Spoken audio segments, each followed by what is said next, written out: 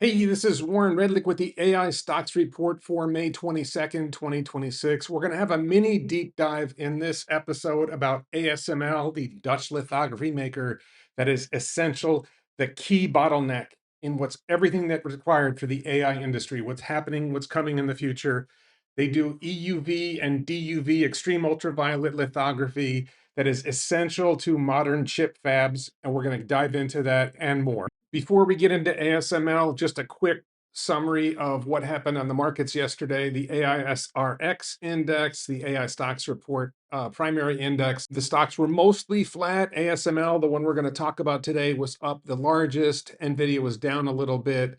In the secondary index, you can see that ANET, Arista, a networking company, and Micron Memory were both up a lot, and that particular index was up a bit more. We're going to dive into more news about the primary stocks next, but let's go into our ASML deep dive. ASML is a Dutch lithography maker. They make hardware that's essential to chip fabs. It's a critical element of what's happening in the AI industry. If you want NVIDIA chips, if you want AMD chips, if you want to build data centers, if you want to run your models on something, they run through chips, and those chips are created with lithography. AMD is essentially a global monopoly on this essential element and a potentially key bottleneck constraining what might happen with AI growth. It is a more than $500 billion market cap company. It is a national or even European champion. We're going to talk about the leadership more in a minute.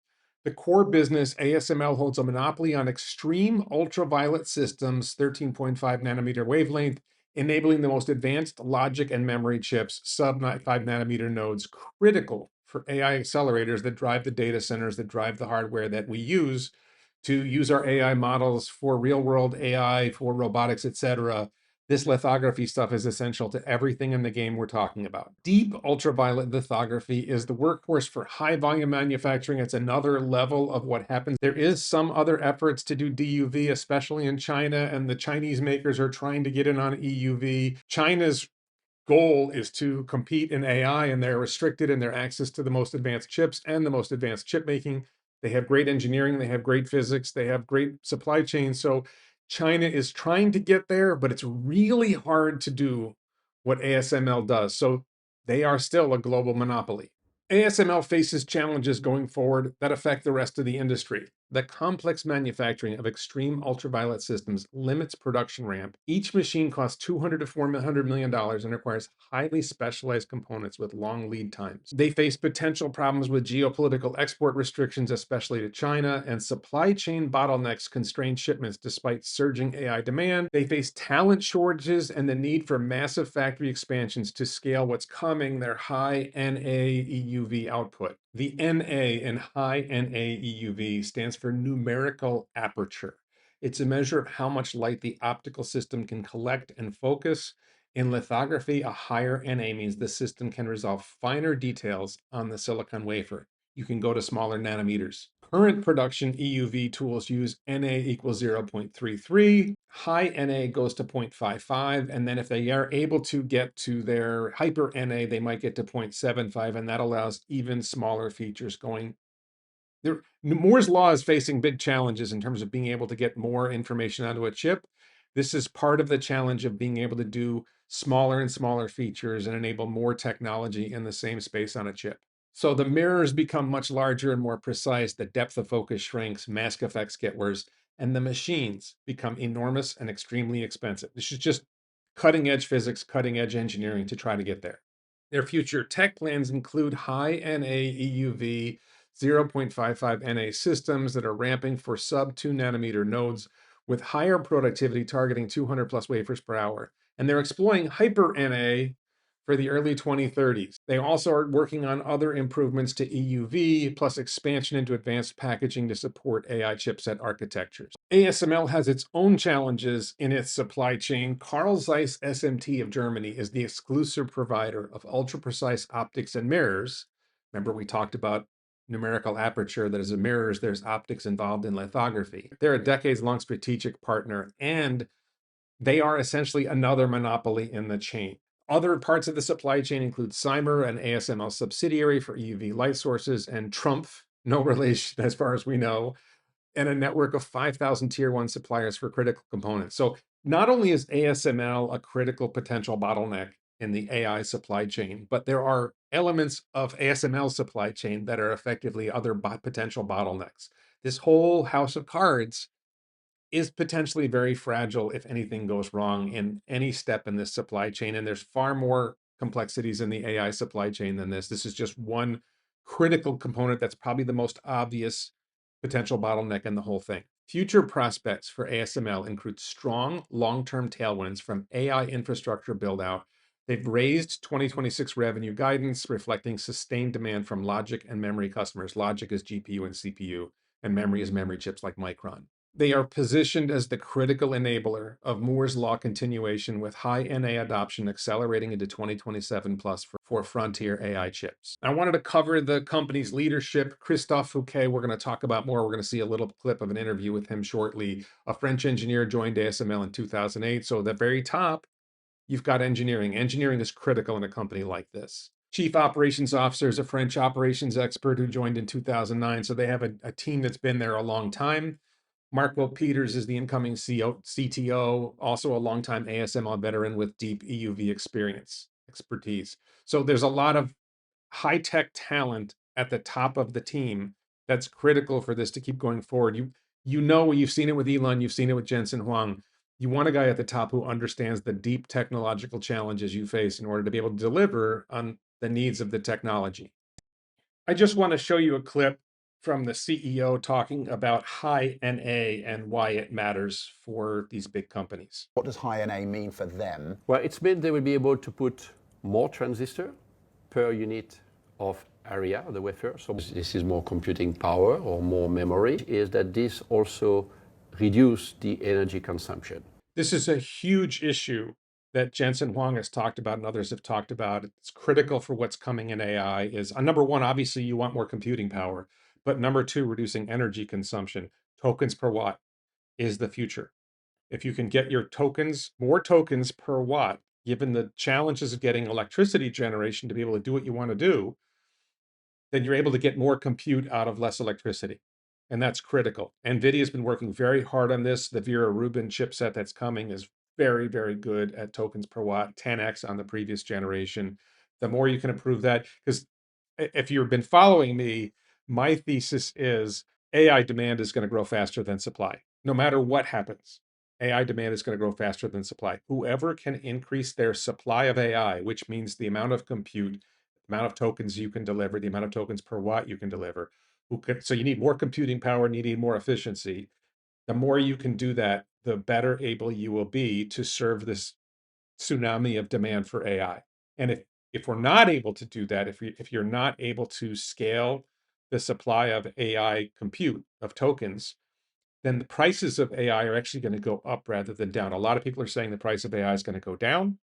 I think the price of AI is going to go up. We're already seeing signs of this, that the price of AI compute is going up rather than down. And I think this is going to continue. And it's on this guy and his team to make it possible for them to supply enough compute at low enough cost that we can eventually long-term bring the cost of AI down. INA will feed Moore's law, which require more transistor density and less energy consumption. And INA contribute to that again. And when does it become a high volume product for ASML? 2025, 26 are the years used for R&D. And the manufacturing itself, we look at 2027. Look at 2027, 2028. So the long term for EUV, for high NA EUV, is this stuff isn't really going to hit chips until 2027 at the earliest. And you're going to see it in significant volumes in 2028. So there is a path for continued improvement in AI chips.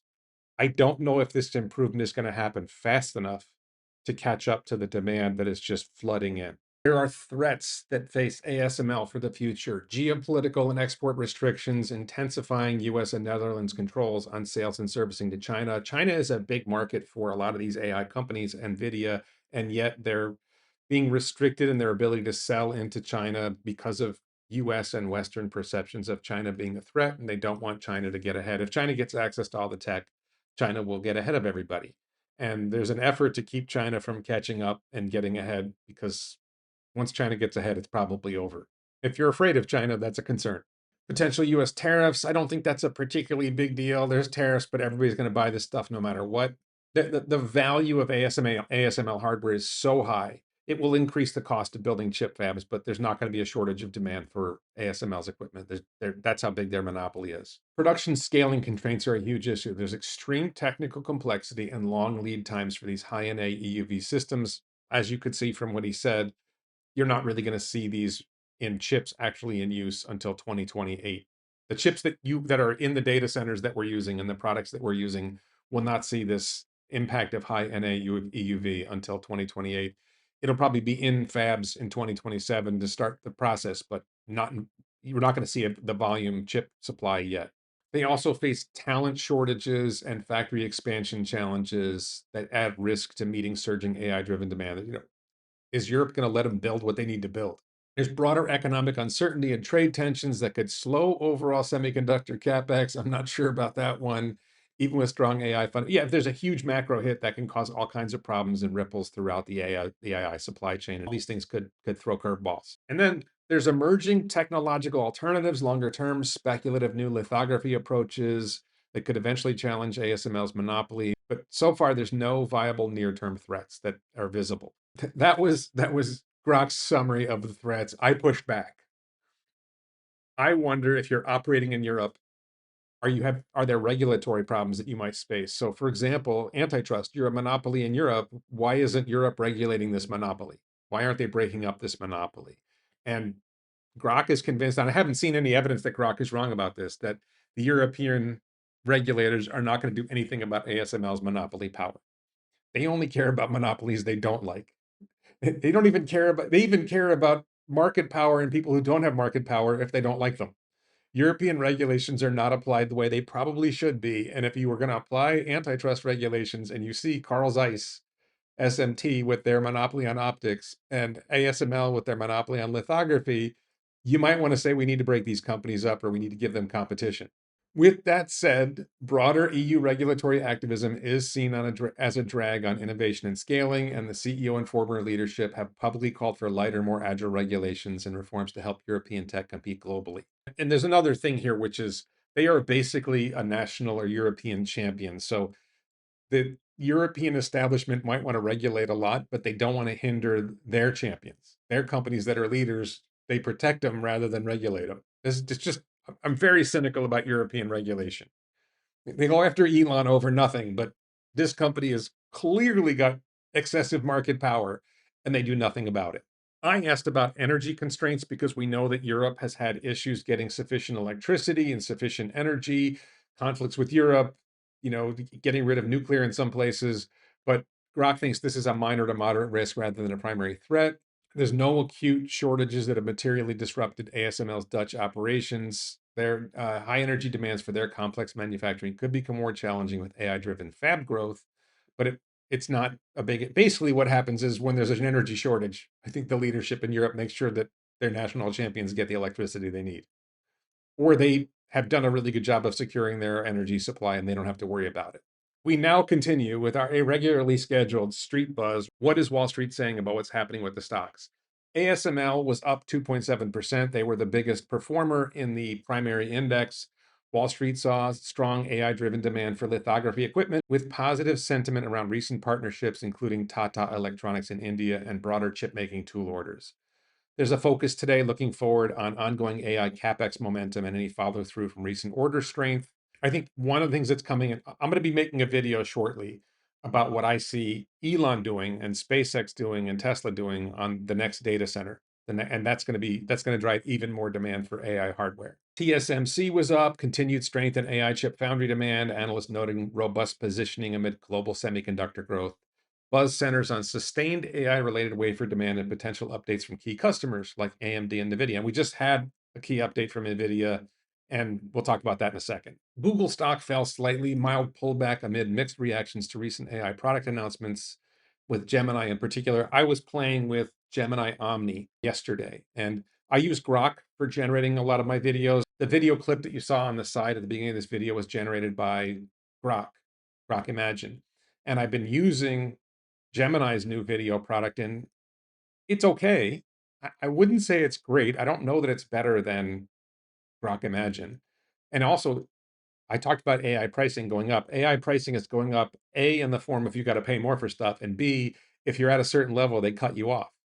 And I can only do like 3 videos a day on Gemini Omni, where I can do a heck of a lot more on Grok. I don't know how many I can do on Grok Imagine. I haven't hit the limit yet. And I don't think I pay more for Grok. So, and that's funny because Google tends to be a lower cost provider of tokens. So I'm not sure whether Elon's company is subsidizing Grok Imagine or if hasn't figured out how to make it work yet. But in general, Google had Google I/O event, which I thought went really well. It looks like they've got a lot of promising things going on. Gemini Flash 3.5, Gemini Pro coming, Gemini 3.5 Pro coming. It looks like Google is really doing well in all ways, and in particular, having adequate compute to serve your customers is going to be one of the biggest advantages, and Google may have the most. Broadcom dipped slightly, profit taking after recent runs, despite strong AI chip networking positioning and partnerships. Traders are eyeing any further AI accelerator demand signals or upcoming earnings related commentary. I don't know that there's going to be earnings related commentary. Everything I'm seeing is demand is up, up, up, up, up. That was NVIDIA's earnings call. NVIDIA down. I don't understand. This is where you just don't understand markets. NVIDIA beat earnings estimates again, and the stock went down. They beat, and the stock went down. And and NVIDIA is pretty obviously the 800-pound gorilla of the entire AI game, and they continue to deliver strongly. They have a great leader explaining how they're going forward. They have great technology. Elon says they make the best AI chip, the GB300. Vera Rubin is coming. They're doing a great job. The markets have this volatility that's just bizarre sometimes. So I don't get sometimes why you see some things go up and some things go down. And I think sometimes trying to understand it is a fool's errand. The markets do what the markets do. The short term money, it doesn't really matter. It's just a typical insanity. In our irregularly scheduled AI news segment, SpaceX filed for their IPO. I did a video on this yesterday that did remarkably well. I think this is no longer the current thumbnail for the video, but one of the key details there is there's nothing about a Tesla merger, but a lot of great stuff in that video. I really encourage you to check that out. Other news, Anthropic is in early talks to use Microsoft's custom Maya AI chips. So the world of AI chips is you have NVIDIA, sort of the 800-pound gorilla that makes like 80 or 90% of the AI chips. Then you have custom ASICs. So you have Amazon has Trainium, and Google has TPUs, and Microsoft has their custom chips. And a lot of these are made by Broadcom, or they're made directly between these companies and somebody else. Broadcom being an intermediary that goes to the chip fab. They may work with Samsung, they may work with TSMC. The volume of these chips tends to be significantly lower, and it gets a lot of attention in the news. The reality is that NVIDIA ships everything they can make. There's essentially unlimited demand for all the chips. If you can make chips that work, that deliver compute at reasonable cost, and if energy efficient and deliver tokens, and particularly inference, but also training compute, then there's a demand for it. And people will pay a lot for it. Anthropic is paying a lot to access SpaceX XAI's Colossus data center. I think this gets more attention than it deserves, but it's still, just to see. Anthropic is trying to get more chips. They're trying to get more hardware. Anthropic is growing super fast. I maintain my view that it's not the best model that wins. All the models are good. Your model might be a little better. No model is more than 3 to 6 months ahead of any other model. The big question is, when I need your model, is it available and can I afford it? And so the biggest winners of this AI race is not going to be who has the best model. It's going to help. But what the biggest winners are going to be, who has a pretty good model that I can access at low cost, and I don't keep getting limited or throttled, and you have to upgrade if you want to use more.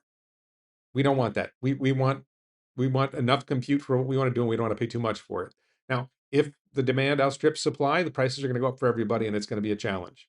But it's so valuable, it's so good that people will continue to pay whatever they need to get this intelligence that's going to help them get things done. In our even less regularly scheduled Pod Watch, there were 3 pods worth checking out, podcasts. Boris Cherny, the head of Claude Code, was on the Big Tech podcast. Gavin Baker was on Orbital Compute, TSMC, and Frontier Models, doing a deep dive into AI build-out constraints. I haven't watched this one yet, but this is like really high on my list of things to watch. talking about TSMC's critical role, talking about orbital compute potential. That's something that's like, I'll be watching that after I'm done here. Sundar Pichai talked with the New York Times discussing Gemini advances, agentic AI, and competitive dynamics in frontier development. Covered a lot. And just a reminder that I do a series of videos on options, my options special videos. Here's the most recent one, options arbitrage. If you are interested in understanding long-term call options, so that number one, you understand long-term call options, but you can also understand through the metric I developed to help to understand long-term call options, how that might provide insight on long-term investing in these AI companies. Please consider supporting me as a YouTube channel member, as an X subscriber, or as a Patreon supporter to get access to those videos. This one is recent. I do one a week. I may do more than that. And also, supporters get early access to some of my videos. Thank you so much for watching.